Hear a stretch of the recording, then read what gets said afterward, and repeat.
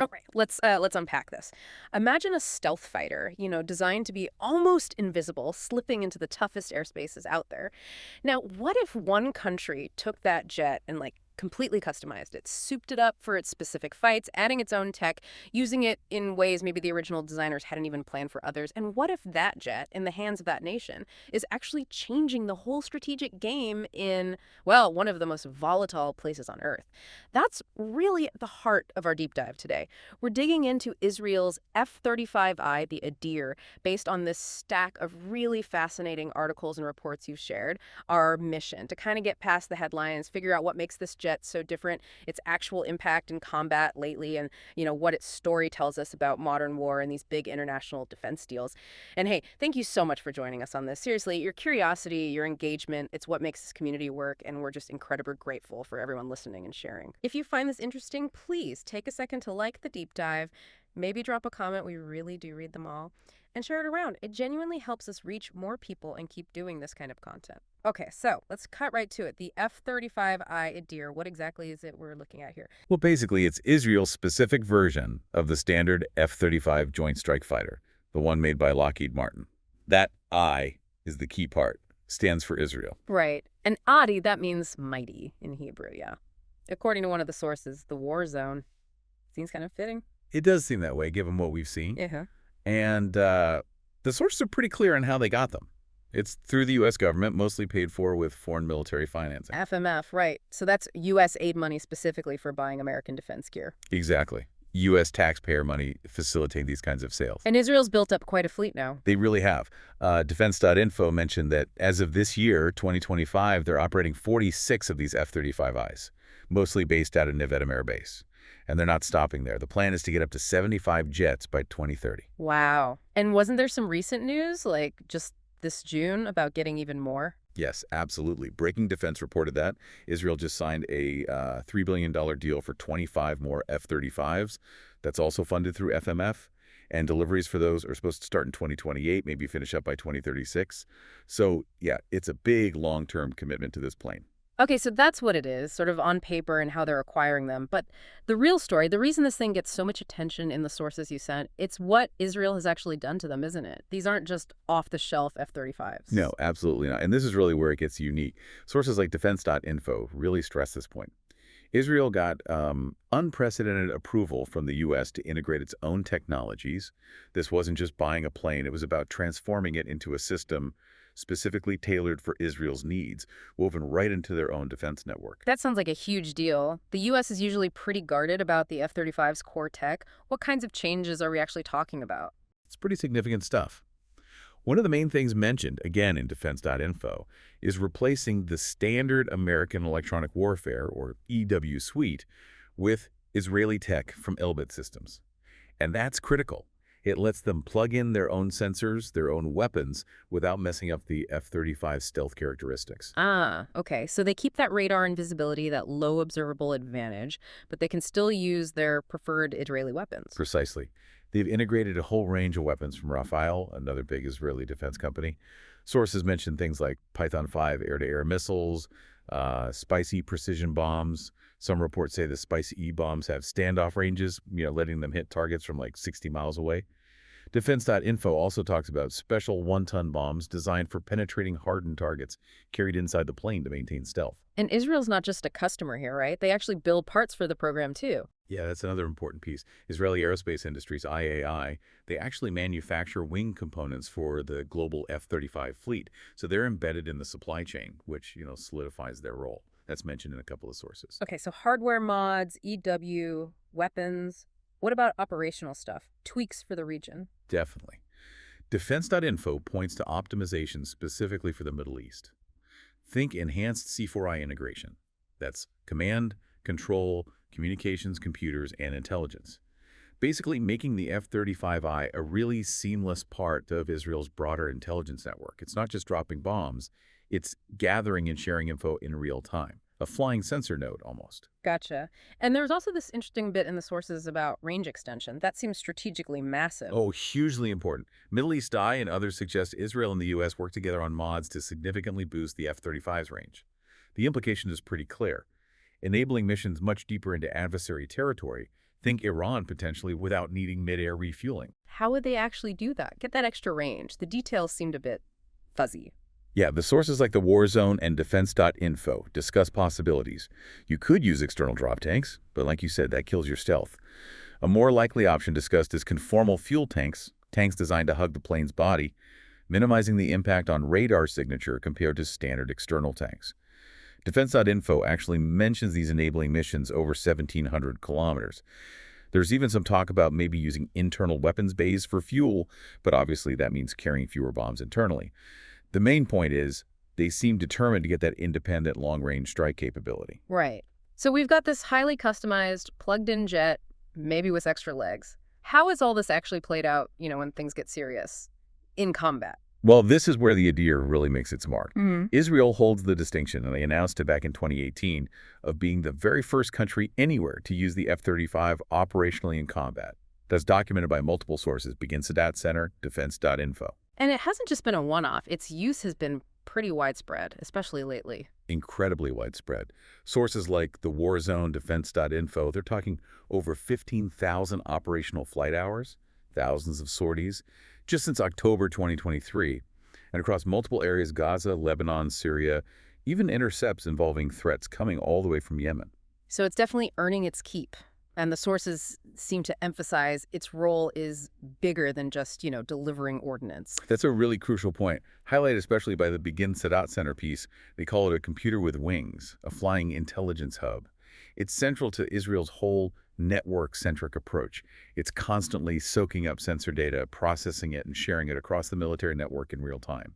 It's seeing and sharing like nothing else they have. How does that fit into their wider strategy? It's fundamental to what they call the campaign between wars.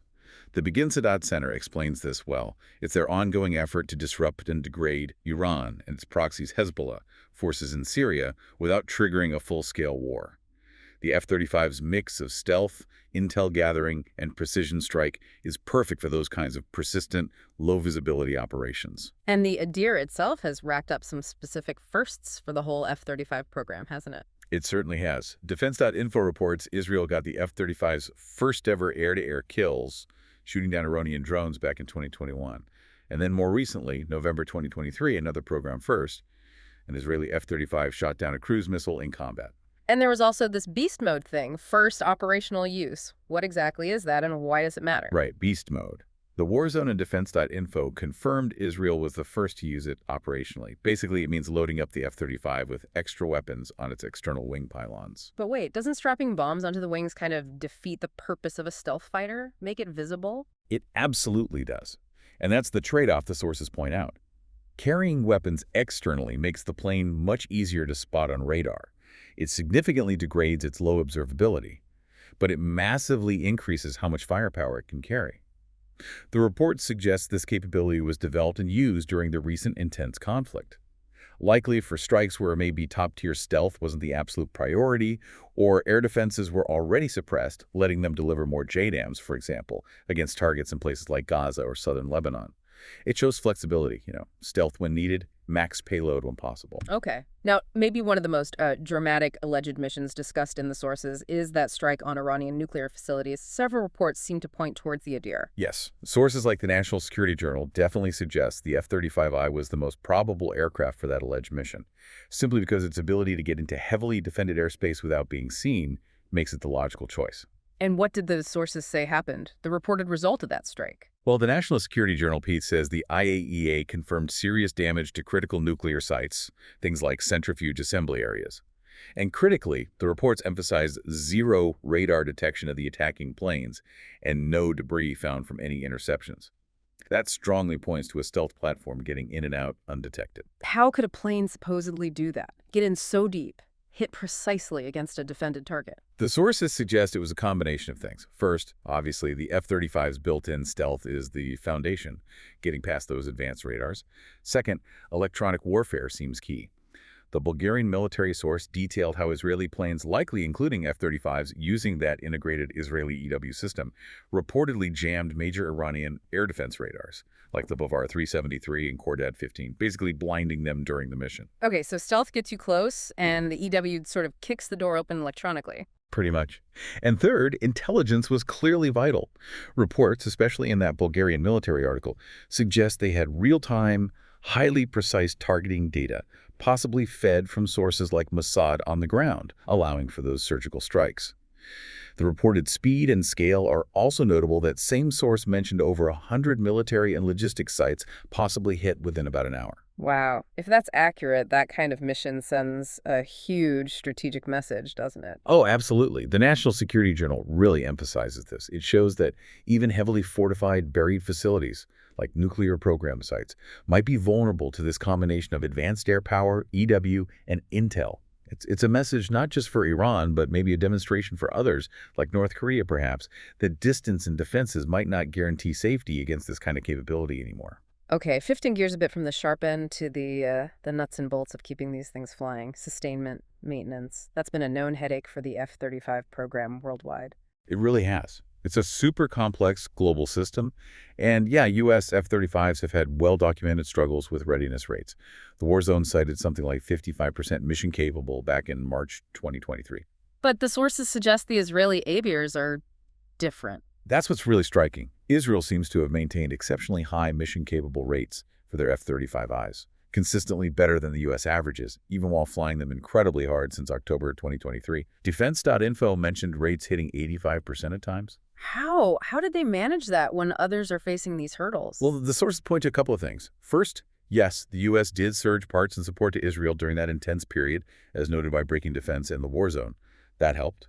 But the really crucial difference, highlighted across several sources, the war zone, defense.info, defense news, is that Israel proactively pushed for and developed its own independent sustainment and upgrade capability. This is apparently unique among F-35 operators. They got permission to test and roll out their own modifications, including software updates, and even perform heavy depot-level maintenance inside Israel. So they're not totally reliant on that centralized U.S.-run global logistics system. Exactly. Sources explain they basically foresaw potential bottlenecks with the main ALIS system, that's the F-35's big IT network for maintenance and logistics, and they argued for and got more self-sufficiency. They built their own parallel capabilities. So what's the lesson there for the U.S. for other countries flying the F-35? Well, according to the War Zone and Defense.info, people at the Pentagon are looking very closely at Israel's experience. Seeing the F-35 operate under such high stress in real combat conditions, it gives invaluable data on sustainment challenges, especially thinking about, say, a potential conflict in the Pacific where supply lines might be really stretched or attacked. Israel's success kind of highlights the potential weaknesses in that just-in-time global logistics model and really shows the value of having more robust, independent sustainment options closer to home. It's a big takeaway from their operational tempo. Now, while we're on the topic of the ADIR's use, its deployment in these recent conflicts hasn't been without controversy, right? There are legal questions being raised internationally. Yes, that's true.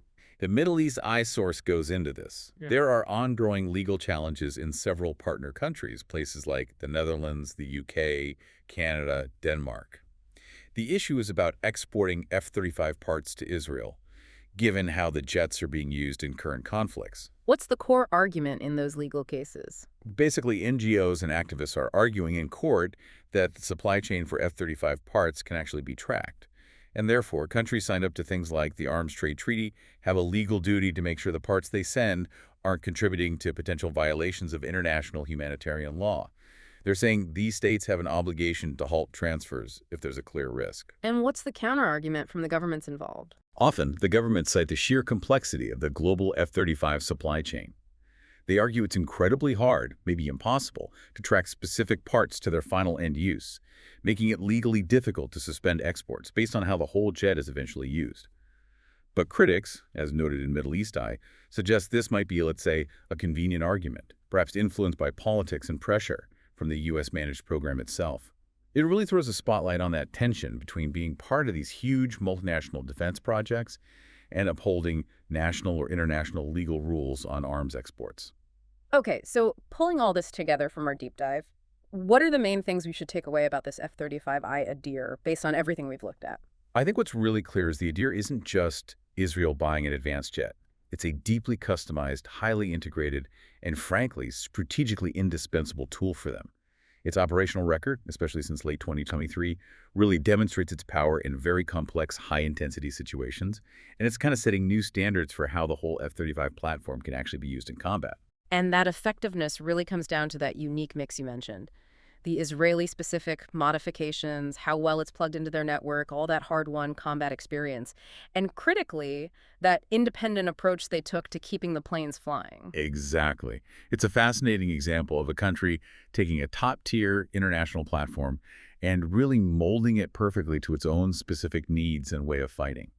But as we also touched on, seeing it used in the messy reality of modern war also brings up these really tough questions, doesn't it? About accountability in these global defense supply chains and the legal duties of the countries involved. It definitely sits at this complex intersection of cutting-edge tech, national defense strategy, and the really tangled web of international law and politics surrounding arms deals. So thinking about the kind of strategic punch the F-35I has shown its reported ability to get in deep, strike accurately, operate in contested airspace.